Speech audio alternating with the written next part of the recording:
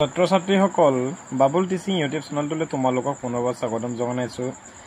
আজি আমি class 8 মেথছৰ 11.1ৰ question number 1, 2, 3, 4, 5 এই সমূহ কুৱেশ্যনৰ সমাধান কৰি উলিয়াম, গতিকে তোমালোকে অতি মনোযোগ দি চাই থাকিব। কুৱেশ্যন নম্বৰ 1ত দিয়া আছে তলৰ চিত্ৰসমূহ কালি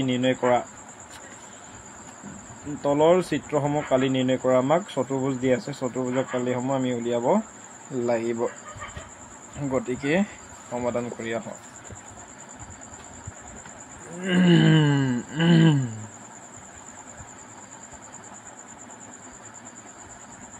1ৰ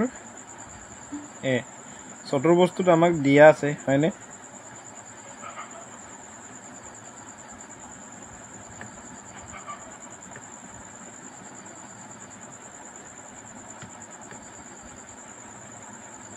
দিয়া আছে যদি দিয়া আছে লিখিলোঁ। দিয়া আছে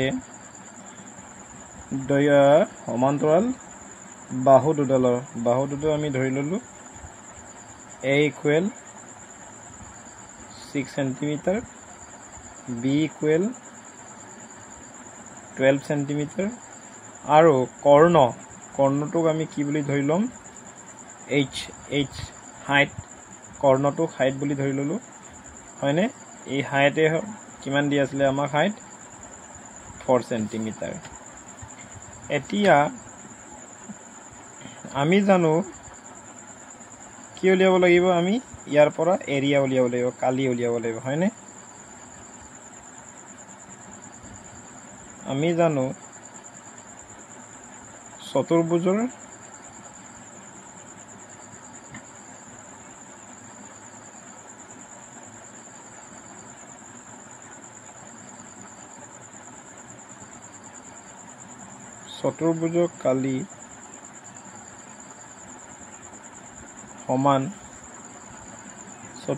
কালি সমান কি আছিলে ফৰ্মুলাটো? 1/2 A plus B into H মানে কৰ্ণ। অ'কে, H মানে কি? কৰ্ণ। দুটা বাহুৰ সমষ্টি আৰু পূৰণ কি কৰিব লাগিব? কৰ্ণক পূৰণ কৰিব লাগিব। এতিয়া 1/2 A কিমান আছিলে? 6 সেণ্টিমিটাৰ প্লাছ B কিমান আছিলে? 12 সেণ্টিমিটাৰ ইনটু H কিমান আছিলে আমাৰ? H আছিলে আমাৰ 4 সেণ্টিমিটাৰ, হয় নহয়? তেনেহ'লে ইয়াত আমাৰ কিমান হ'ব? 2 যদি 4 কেঞ্চেল আউট কৰি যায় কিমান থাকিব? 2 সেণ্টিমিটাৰ পূৰণ 6 প্লাছ 12 সেণ্টিমিটাৰ। এতিয়া 6 প্লাছ 12 হয়নে? 2 সেণ্টিমিটাৰ পূৰণ 6 প্লাছ 12 কিমান হ'ল? 18 সেণ্টিমিটাৰ। তেতিয়াহ'লে 2 উত্তৰ কিমান হ'ল? 36 সেণ্টিমিটাৰ স্কুৱাৰ। সেণ্টিমিটাৰ স্কুৱাৰ। সেইটোৱে তোমালোকৰ চতুৰ্ভুজৰ কালি। কুৱেশ্যন নম্বৰ 1ৰ B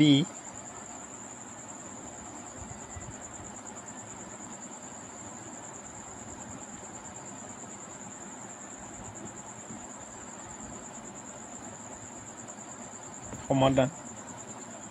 দিয়া আছে যেতিয়া আমি দিয়া আছে বুলি লিখি লওঁ।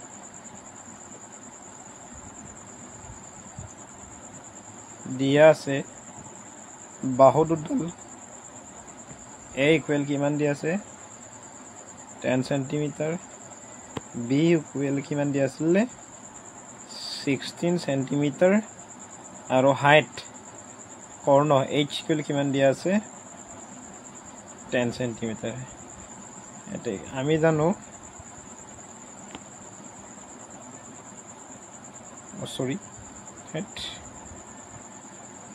কি লিখিছো মই?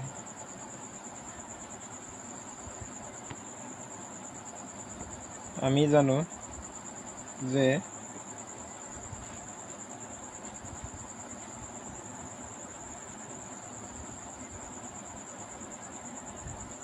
চতুৰ্ভুজৰ কালি সমান 1/2 a plus b into h 1/2 কিমান এপালে a কিমান আসলে 10 plus b কিমান আসলে 16 সেন্টিমিটার আৰু পুৰণ কিমান আসলে হাইট আৰু কৰ্ণ কিমান আসলে 10 সেন্টিমিটাৰ তেনেহলে এবাৰ লিখিম হ'ল 26 সেন্টিমিটাৰ into 10 সেন্টিমিটাৰ এতিয়া 10ক 2 এৰে কেনসেল আউট কৰিলে কিমান থাকিলে 5 সেন্টিমিটাৰ into 26 সেন্টিমিটাৰ কিমান হ'ল 5 গুণ 30 ৰ শূন্য 3 গুণিলে 5 দুগুণ 10 3 13 কিমান হ'ল 13 ইয়া সেন্টিমিটার আছে ইয়াতো সেন্টিমিটার আছে সেন্টিমিটার স্কয়ার এটা হচ্ছে তোমালোকৰ আনসাৰ এটা হচ্ছে তোমালোকৰ answer 130 centimetre square question number 2 দিয়া আছে এটা ট্ৰেপিজিয়ামৰ কালি বৰ্গ 34 বৰ্গ সেন্টিমিটাৰ যদি ট্ৰেপিজিয়ামটোৰ সমান্তৰাল বাহুজোৰৰ এডালৰ দৈৰ্ঘ্য 10 সেন্টিমিটাৰ আৰু ইহঁতৰ মাজৰ দূৰত্ব 4 সেন্টিমিটাৰ হয় তেন্তে আনডাল বাহুৰ দৈৰ্ঘ্য উলিয়াব লাগে ঠিক আমাক দিয়াই আছে হয় নাই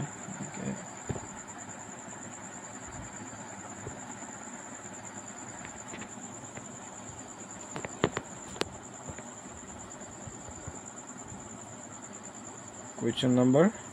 2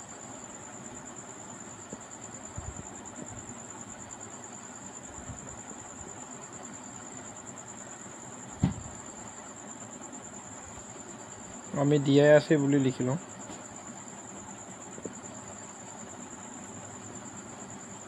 দিয়া আছে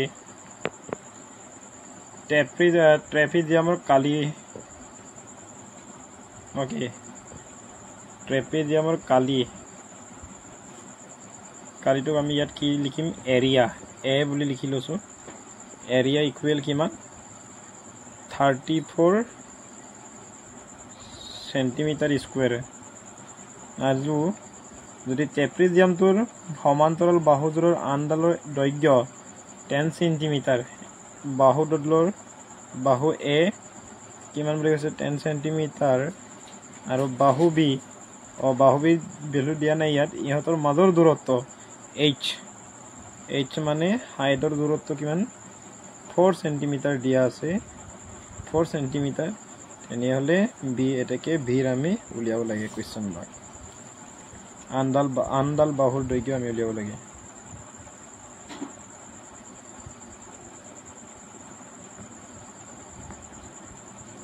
আমি জানো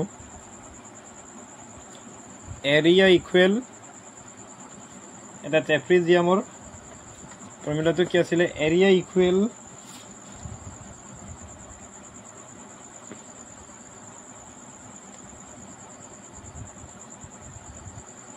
1/2 a plus b into h আমাক এৰিয়াৰ ভ্যালু কিমান দিয়া আছিল 34 সেন্টিমিটার স্কয়ার হয় নয় 1/2 এর ভ্যালু কিমান 10 plus b এর ভ্যালু 4 and সরি b এর ভ্যালু দিয়াই নাই আমাক b ইয়াত 4 সেন্টিমিটার তেনেহলে ইয়াত কি দেখিলে 34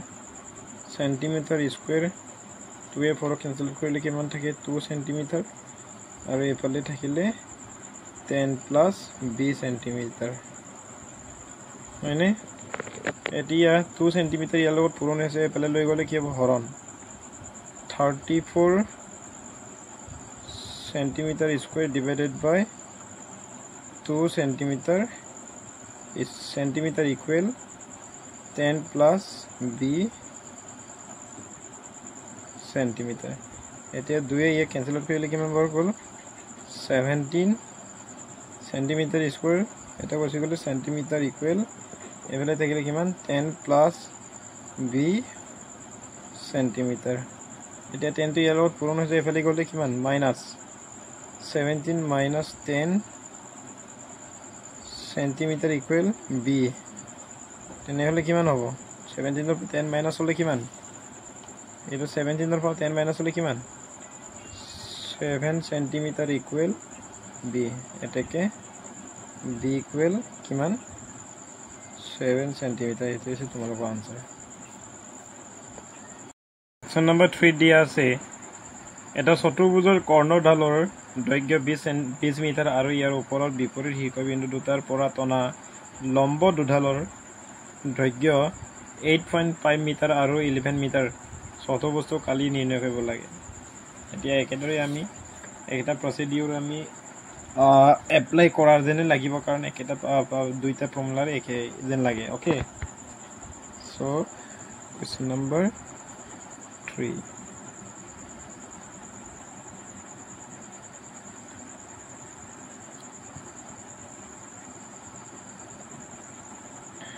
দিয়া আছে যদি আমি দিয়া আছে বুলি লিখিম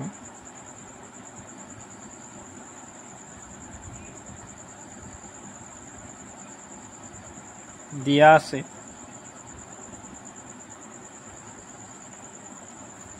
চতুৰ্ভুজৰ কৰ্ণডালৰ দৈৰ্ঘ্য 20 সেন্টিমিটাৰ বুলি কৈছে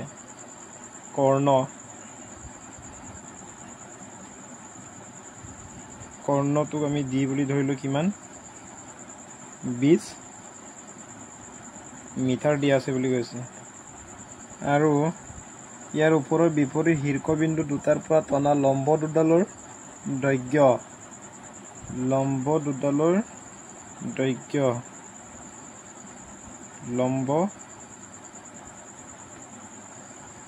লম্বটো আমি h1 ধৰি ললো কিমান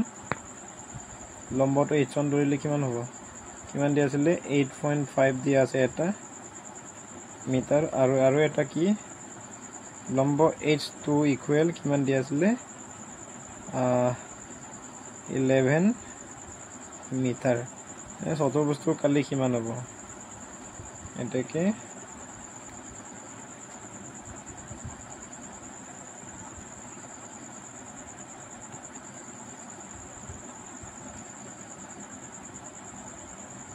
কালি কিমান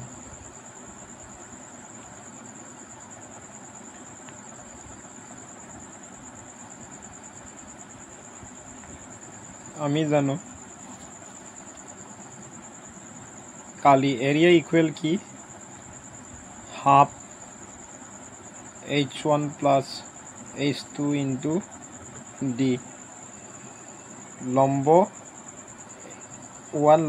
plus লম্ব 2 এটা লম্ব 1 plus লম্ব 2 into কর্ণ তেনেহলে লম্ব 1 কিমান দি আছিল 8.5 plus লম্ব 2 11 এটো দি আছে মিটাৰ পূৰণ আৰু কৰ্ণ কিমান দি আছিল আমাক 20 মিটাৰক 2 ৰে কেনসেল কৰি দিলে কিমান ইয়াত থাকিব 10 মিটাৰ 8.5 plus 11 মানে কিমান 19.5 মিটাৰ এটো পূৰণ কৰিলে কিমান পাম আমি 195 মিটাৰ স্কয়াৰ পাম গতিকে এটো হৈছে তোমালোকৰ আনসাৰ 195 মিটাৰ স্কয়াৰ হৈছে তোমালোকৰ চতুৰ্ভুজৰ কালি কোৱেশ্চন নম্বৰ 4 এটা ৰম্বাসৰ কৰ্ণ দুডালৰ দিক মানে কৰ্ণ দুডালৰ দিক 10 সেন্টিমিটাৰ আৰু 14 সেন্টিমিটাৰ হয় 10 সেন্টিমিটাৰ আৰু 14 সেন্টিমিটাৰ হয় তেন্তে ৰম্বাসটোৰ কালি উলিয়াব লাগে তেতিয়া আমি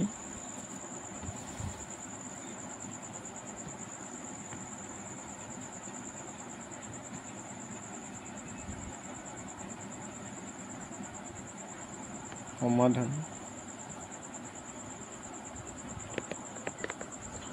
দিয়া আছে ডাটাবিলাক দিয়া আছে বুলি লিখিলো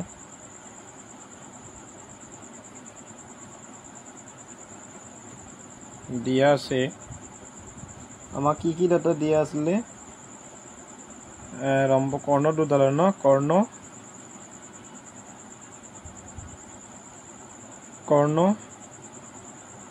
h1 ইকুৱেল কিমান 10 সেন্টিমিটাৰ দিয়া আছে আৰু h2 কিমান দিয়া আছে 14 সেন্টিমিটাৰ তেনেহলে আমি কি উলিয়াব লাগিব ইয়াৰ পৰা কালি উলিয়াব লাগিব ৰম্বাসটোৰ এৰিয়া কুৱেশ্চন মাৰ্ক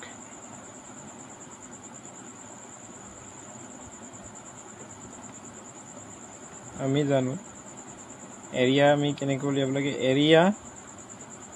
হাফ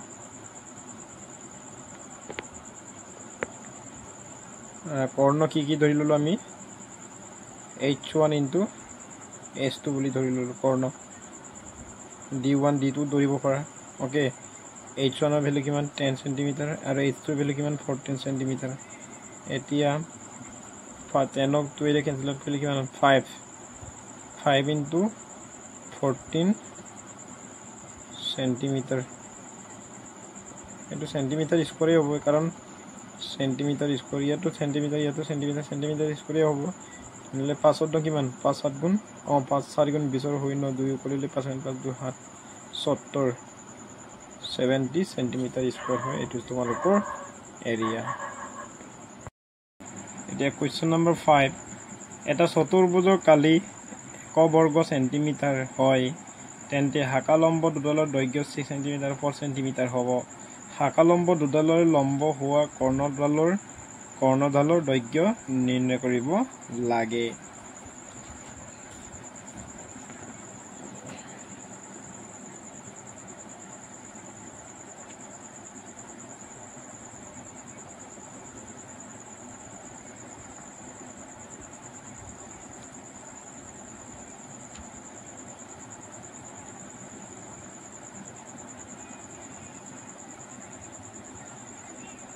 দিয়া আছে কি দিয়া আছে আমাক চতুৰ্ভুজৰ কালি দিয়া আছে হয় নহয় এৰিয়া a ইকুৱেল কিমান 100 centimetre square okay 100 centimetre square হাকালম্ব দুডালৰ দৈৰ্ঘ্য কৰ্ণ লম্ব বুলি কৈছে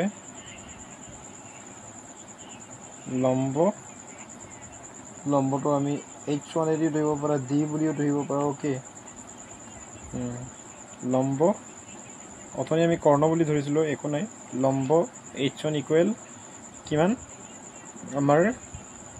কিমান দিয়া আছিল 6 সেন্টিমিটাৰ h2 ইকুৱেল কিমান দিয়া আছে 4 সেন্টিমিটাৰ তেনেহলে আমি কি উলিয়াব লাগিব কৰ্ণডালৰ দৈৰ্ঘ্য এতিয়া আমি কৰ্ণ উল্টাকে লিখিলো কৰ্ণ d ইকুৱেল একো নহয় নো problem question mark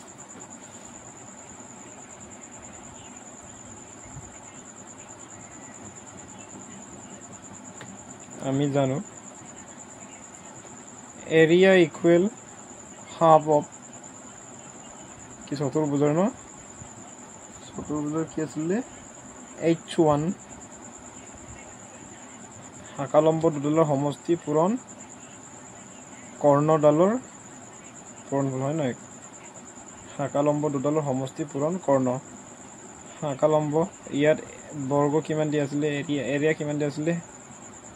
100 centimetre square 1/2 into হাকালম্ব কিমান আছিল 6 প্লাস 4 ইনটু d এপালে আছে 100